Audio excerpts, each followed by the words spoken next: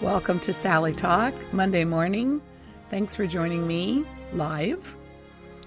Today we're going to go in a different direction because I love old movies.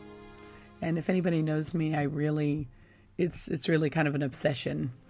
And it's funny because I look back on it and it's so much a part of me that when I started doing this podcast, I was thinking, well, what are different things that I want to talk about? And I went, oh my gosh, I really need to kind of dive into the old movie thing because it's really such a big part of my life. And it has crafted kind of who I am because I've watched so many of these movies and thought about them and read books because of them and followed people's careers and been inspired by people, and not just the actors, but maybe the characters that they played. So, anyway, I just wanted to share. And when I really was thinking about it, I went, well, who would I start with of all the actors and everyone that I really loved and followed and everything else? I had to go way back because my journey kind of started me off in a certain area, and then I went backwards, and then all of a sudden I realized, who started it all. And that was Ronald Colman. And it's crazy because when you look back at his career and look about when he started and everything that he went through in his life, it's wild that he had such a huge long career, but yet he's not somebody that people talk about and it rolls off their tongue, kind of like a Clark Gable or Cary Grant, who also are, I love Cary Grant, but Ronald Colman was all before that. So I just kind of wanted to share that today because it's, I just don't think it should be lost. And we watch a lot of stuff and we see a lot of shows and stuff, and all of that is all there. It's all there to watch and be enjoyed, and it's great stuff. And so anyway, I was going to talk a little bit about, I'll start a little bit about him, or my journey, actually, how I got there. So my love affair with old movies started when I was very young, and I know exactly when it started. I was a big Bugs Bunny fan. I loved Bugs Bunny. And I used to watch all the Bugs Bunny cartoons. It's funny when I found out later that they used to show those before the old movies. I didn't know that when I was a kid. I was just watching the reruns on TV and on Saturday mornings. And I loved Bugs Bunny. There was everything about Bugs Bunny made me laugh. And my favorite episode of Bugs Bunny was Rabbit Hood. So it was the parody on Robin Hood. And, Bugs is being chased around by Sheriff of Nottingham, and he's he keeps running into Little John, and at the end of Rabbit Hood, Sheriff Nottingham, of course, is thwarted, and all the way through, Little John has been saying, "Never worry, never fear, Robin Hood will soon be here," and he never shows up. So at the end, after Bugs kind of thwarts Sheriff of Nottingham, Little John shows up again, and he says, "Never worry, never fear, Robin Hood will soon be here." And Bugs goes, "Yeah, yeah, yeah, robs from the rich and he gives to the poor. Yeah, yeah, as we all run merrily through the forest. Oh, brother, here we go again." And Little John says, "Oh, you should not talk that way, 'cause there he is." And he points, and they cut from animation, and they go to live action. And Errol Flynn from the 1937 for one of the first color movies, comes swinging over and lands on a tree bough and says, "Welcome to Sherwood." And Bugs Bunny, they cut back to Bugs Bunny and he goes, "Nah, that couldn't be him." And then they cut back to Errol Flynn and he's smiling, and that was it. And I remember thinking to myself, okay, who is that guy? Like, what was that? Who was that guy? So when I was young, I'm going to be 56 in May. So when I was young and I wanted to find out who that guy was, I had to look him up. I had to figure out what that was. And there was no IMDb. There was no internet. So I had to figure out who that guy was. And I think I probably asked my father. And what was funny was that my father I came to learn after my whole obsession with movies was that my father was born in 1929, and in 1935, oh no, I'm sorry, he was born in 1925, and in 1935, when he was 10, he took a long car trip with his uncle and aunt, and they went across country to visit some distant relative who lived in Hollywod. And they drove down Route 66 in 1935. And my father remembers going through Death Valley and having to sit on his hands because the seat was so hot. No air conditioning, crazy journey. Anyway, they got there, and this friend in Hollywood got them on set. And he got to meet Errol Flynn and Olivia de Havilland, who were the stars of Robin Hood. But at the time he met them, they were in Charge of the Light Brigade, which is a different movie, but they were in full costume. And my dad said he'd never forget meeting the two of them. First of all, he thought that Olivia de Havilland was the most beautiful woman he had ever seen in his whole life, and I think ever. And then also, he said Errol Flynn was just huge. He was 6'4", and he was super friendly. And anyway, my father just loved, that was a cool story. But my father always had kind of a disdain for Hollywood, and he would always act like he didn't like him. But yet he knew all about him. He knew, what movies and this and that. So anyway, I'm sure I got the information. I was still little, I don't remember exactly, but I found out it was Adventures of Robin Hood with Errol Flynn, Olivia de Havilland. And so then what we had to do back then was we'd open up the TV guide, and you had to look for when it was going to show. You had to just keep looking for it till you saw when it was going to be on. And then you had to circle it, and then you had to write it down, and then you had to turn the television on to watch it.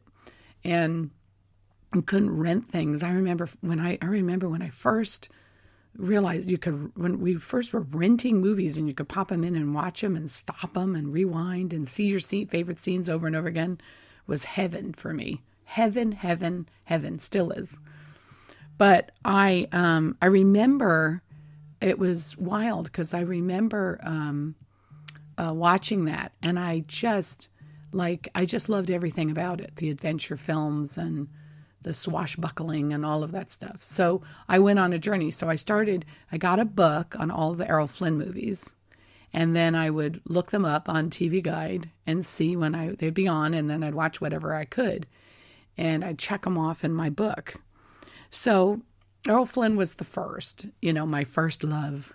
And it then, of course, blossomed out from there. But what ended up happening, how I ended up with Ronald Colman, was that, I started watching all these adventure movies.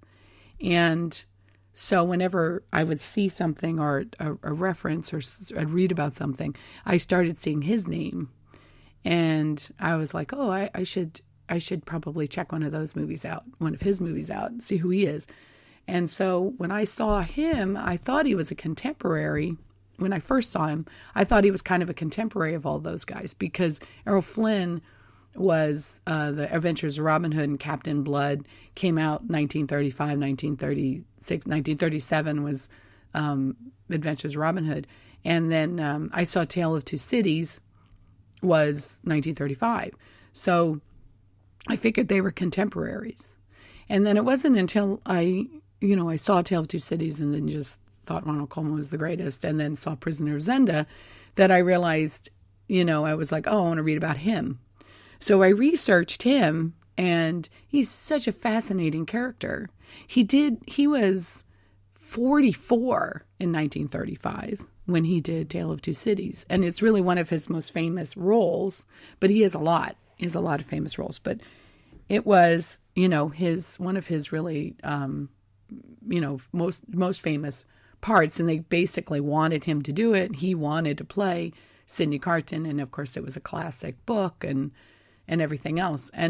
But when I researched him, it was crazy. He was born in 1891, and he was his family was very wealthy, and he was going to go to Cambridge, and he was going to get, he went to boarding school, and he was going to go to Cambridge, and he was going to be a wealthy man, in England. And his father died, and all of a sudden they were broke. So, you watch any Jane Austen or, that was one of the things I love about Thomas Jefferson and the founding of the United States, is because they changed all those rules about who gets the money, and they let you pick who gets the money, which made a huge difference. But anyway, he was broke. So when he was in boarding school, he had done some plays that he liked, but he realized he didn't really have much going for him. So he joined the service, and he ended up in World War I. He ended up over in France. He was gassed. He was wounded, almost mortally wounded, very seriously wounded. And they shipped him back to England, and he was recuperating. And he really didn't see where he could go and what his future would be. So he turned around and he said, well, I'll try and get back in the military. And he was trying to get back in the military. And at the time he was trying, he knew someone who said, oh, you should do theater. And, I could do theater. And they said, no, you should try. You should at least do this while you're waiting to see if you can get back into the military. And he had a limp from his wound. So he auditioned for a play, and he got in the play. He had a couple parts, small parts, and then he just loved it. And he became fairly well known in London as a stage actor. And he had a beautiful voice, and one that he could project, and everyone loved his voice. So he decided he was going to go to America, go to Broadway, and see how he would do. So he went over to Broadway in like 1920, and he got a couple small parts, took a little bit, but then he got some big parts, and then he was did really well on Broadway. And then a producer, director in Hollywod saw him and put him in a movie with Lillian Gish called The White Sister, which I just recently saw on American Movie Classics. Like a year ago, they did a big festival of all of his movies, and it was beautiful film. Oh my gosh, silent film. Of course, she was beautiful, but wow, what a cool movie. And he was great in it. He was so great in it. So he was quite the silent film star. Now, we all hear about Douglas Fairbanks and, all of those guys, and Rudy Valentino, but Ronald Colman was a very famous silent film star. And then late in the silent films, before the talkies, he did a movie called the Claiming of Barbara Worth, or something. I forget that exact name, but Gary Cooper showed up in that, and Gary Cooper was super young, and that was where everyone went, ooh, who is that? What a beautiful man he is. But they said still, the test audiences still wanted the girl to end up with Ronald Colman, even though Ronald Colman was 5'10", and Gary Cooper was 6'4", and Gary Cooper was this young, beautiful guy, and everything else. They still wanted the girl with Ronald Colman. He had like a real screen presence. So when the talkies came about, there were a lot of actors that lost their careers. And if you watch Singing in the Rain or The Artist, they lost their careers because their voices just didn't match up with what the public's expectations of what their voice would sound like. And one of the very few actors that survived the talkies was Ronald Colman, because he had this beautiful speaking voice, and he was a trained, stage actor. So when he came in and talkies came in, he just waltzed right into it, and everybody was like probably even more surprised at how beautiful his speaking voice was. So he was very well known for reading a lot of, doing a lot of things on radio and reading, they'd ask him to read things and do, like, I guess now how people would do Audible, he would do a lot of things and read things because he had such a beautiful speaking voice. So it was funny about Tale of Two Cities, because when that came about, that was 1935. And, by now he had a successful theater career. He had a successful silent movie career. Now he was having a very successful talking film career. And this is what I think is so fascinating about him, was because all of those guys who came after him, so he's 44 doing Tale of Two Cities, all these guys, Errol Flynn and Cary Grant and all the guys from the 30s, well, where do you think they were when they were little kids? They were watching the movies, the silent films, and they were watching Ronald Colman. So he really shaped, and when you watch a lot of his films, he had a real eclectic kind of taste. And back then, the studio, he was so famous that his contract was kind of different than the other contracts of these other guys, because they let him, kind of pick what he wanted to do. And so he was always picking these really interesting things. And so when you watch any of his films, you're going to be really pleasantly surprised, because they're just not, he did a couple comedy and farcical kind of things, but most of the time his stuff is really interesting, and you really don't know where the movie's going to go. And it's just really fun to watch. So by the time he did Tale of Two Cities, what's funny about Tale of Two Cities is that the two main characters, which I'll talk about in a second, the plot, but the two main characters, Charles Darnay and Sidney Carton, or two of the main characters, were supposed to resemble each other. So it was a perfect opportunity for an actor to play two different roles, two completely opposite roles. And in later versions of Tale of Two Cities, the same actor played both characters. But for some reason, he didn't want to do that, because he thought it was too gimmicky. So they had somebody else play Charles Darnay, and he played Sidney Carton, which is who he wanted to play. Sidney Carton is the better character. The more interesting character for an actor. But it was interesting because then later he did Prisoner of Zenda, and he ended up playing the two roles, because that's the Prisoner of Zenda is the same kind of story. And that's a great film. That's when they did the movie Dave with Kevin Kline.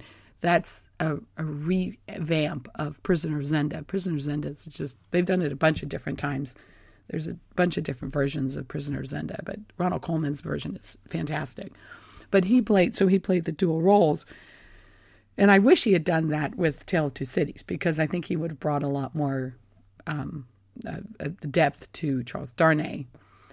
But anyway, so Tale of Two Cities is a wonderful story. And, spoiler alert, the book has been out for a really long time, and they've done a bunch of versions of it. But I won't give away the ending. Just perchance you don't know the story and you didn't read the book in 10th grade English class. But it's a wonderful book by Charles Dickens. Now, Charles Dickens gets a bad rap because he was paid per word when he was a writer. And so his books can be quite verbose, and they always kind of force kids to read them at some point. And what's one of my pet peeves is that they give these beautiful classic books to these kids. And I just think I read Tale of Two Cities when I was older, and I've read a lot of these books that the kids read, Last Mohicans, and right now I'm in the middle of Walden. And I think it's really a disservice, because we think, oh, I read that already. There's nothing that could bring to me. And I don't think those books were written for teenagers. I think those books were written for people, 30s and 40s, 50s, who lived life a little bit and can understand and appreciate it without some English teacher telling us what to think. I don't know. That's just a thing I have. I think it's great to expose kids to it, but I don't know. I just try to tell my kids to not think that you've read it, because you haven't really read it. If you've read it when you're 17, you need to revisit these books, because they really weren't written for you. They were written for me. Anyway, so Tale of Two Cities is a great book. But it's very wordy. I remember my ex-husband said it's 50 pages to get from Paris to London in a carriage. I couldn't get through it. I'm like, yeah, I know, but it's so cool though. But anyway, so the main characters, in a nutshell, I'm not going to go through a whole movie review, but in a nutshell, the two characters that this movie kind of really focuses on is Charles Darnay and Sidney Carton. And both of them love the same woman, Lucy Manette. And Charles Darnay is the classic, he's the guy, he symbolizes somebody who always made the right decision and always made the right choice in life. He basically, and I don't like to look at it like following the rules, because we always look at that nowadays as being boring. It's like, no, he actually made the right choices to have a meaningful life. And he obviously realized the work that was involved to make the right choices and to have a meaningful life. And he's rewarded by the love of Lucy Manette. And Lucy Manette is also someone who has made the choices to have a meaningful life. And she has a huge heart, and she cares a lot about other people. So she loves her father, and she loves Charles Darnay, and then there's part of her that loves Sidney Carton, and they're thrown together because Sidney Carton is a wonderful attorney, and he has been asked to represent Charles Darnay, who has been unfairly accused of something, and so he has to represent him, and of course he gets him off because he's brilliant. But that's where he sees Lucy Manette, and he sees the kind of person she is, and he has a window into this world that he's never lived because he's always made the wrong decision. He's a drunkard, he's alcoholic, he's malevolent, he despises the human race. He's seen the underbelly, and he thinks that all people are crooked and bad and everything else. And so he's your classic character for that. And so the fact that they both resemble each other is just interesting because they're basically a mirror image of each other. And there's one scene with Ronald Colman where he talks to himself in a mirror, and it's so powerful. And I think it was because he had the silent movie background. You just can't stop watching him. And even if and there's another scene where he's with Lucy Manette in the church at Christmas time, and she's praying for him, and the realization that someone actually cares enough about him, he's never experienced that before, that someone cares enough about him to hold him in their heart, to pray for them, and to care about what happens to him, and to believe that he could turn around, and that believe that he could make the right choices and have a meaningful life. There's a scene where you see that going on in his head, and you can't take your eyes off of him. And so I think that's a lot of that is his silent movie experience, because he can convey so much emotion with just the looks. And that was one of his trademarks, was he had this far away look, and you wanted to know what was going on in his head. And I really think that a lot of, when you look at the really, really good actors, that's what they have. They just have the stuff running in their head, and you can see it behind their eyes. I was just watching Lincoln the other day, just a piece of it, and I was watching this one scene, and you can see the change in Daniel Day-Lewis is just in his eyes, and only the real great actors know how to do that. So anyway, I could go on and on. So there's a great ending to Tale of Two Cities, which is one of the best endings ever. And it's pretty much, just the decision of making your life meaningful or not. It's just, that's really up to you, is making your life meaningful or not. And making everything that you do matter. It's really up to you. So it's a wonderful, wonderful film. It's a wonderful film to show kids. Get a little history lesson with the French Revolution and how it went crazy, and how lucky we were that our revolution didn't go crazy like its did, and that was because of our leaders at the time kept it from going crazy. So anyway, I highly recommend the film, and I highly recommend that you nose around and look at any Ronald Colman movies that you see, because it's just, it's funny because we binge on things, and we watch these movies, and we, binge on these TV shows and things like that. But, there's a whole plethora of films beforehand. And I know that the editing might not be so great, or the performances might not be so great, but and even in Tale of Two Cities, you're going to go, this one drives me crazy. But they're little gems of performances within those films. And if you can just like give it the respect that it came before, give it the respect that people were editing, like literally clipping film and gluing it back together. And just the thought of editing was new concepts at those times, and can appreciate kind of like where all that went, then I think you'll really, really enjoy it. So that's my podcast. Check out Ronald Colman films, check out Tale of Two Cities. And, while you're waiting for Game of Thrones to go on, which I cannot wait, check out those things because I think you'll really, really enjoy them. And I think they're good. They're good movies for the family to enjoy. So thanks for joining me in Sally Talk. I think I'm going to put together like a list of family movies to watch, and or maybe I'll do another episode of the top 5 movies you and your family can watch that are classic Hollywood. So thanks for joining me, and I'll be back on Friday. Talk to you soon.